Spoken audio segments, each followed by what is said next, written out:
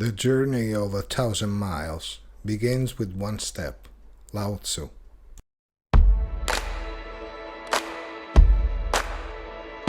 Many times I, in my small way, but also many masters of life from different disciplines and philosophical, scientific areas have emphasized the urgency of making a global choice.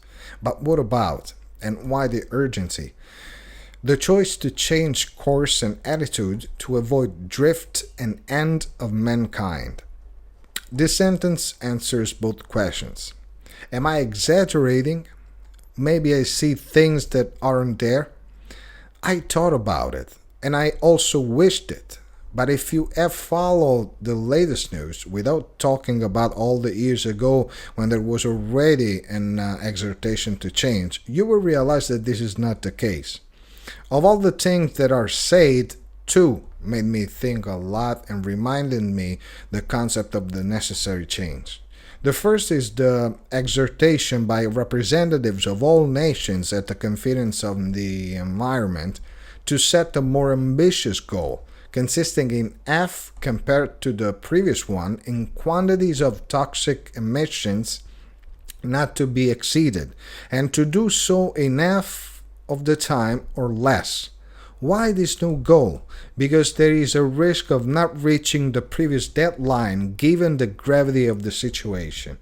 It was explained that every year that passes, as we are now, greatly reduces the survival expectancy of the species and perhaps the planet itself.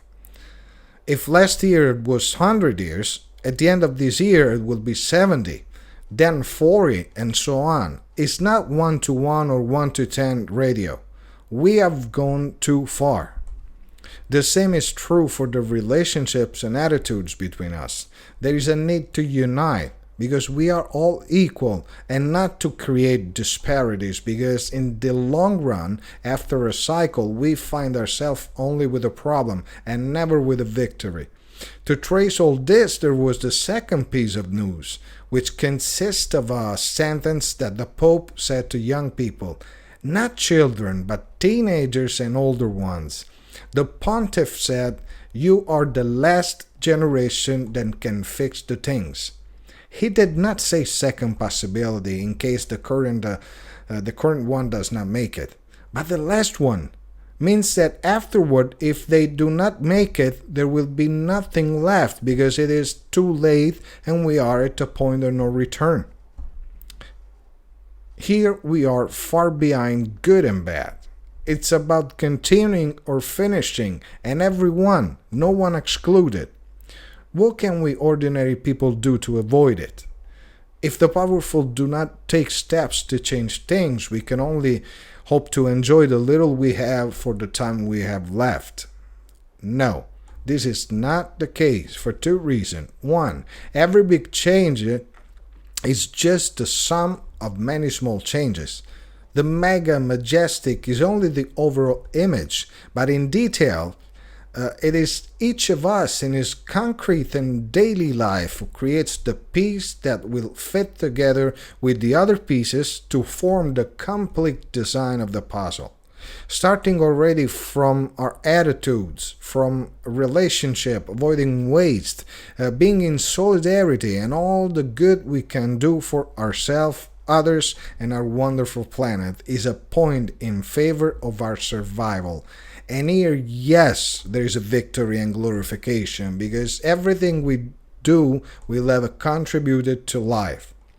The second point is that as an entrepreneur needs workers to continue to work and exist professionally, so a powerful person needs people to govern and command. Without it, nobody will command. So they will be, willing or not, those who will have to adapt to mass needs, because otherwise they will be alone and therefore without any value or power. It's important to take some time to seriously reflect on what is important and what we want to do.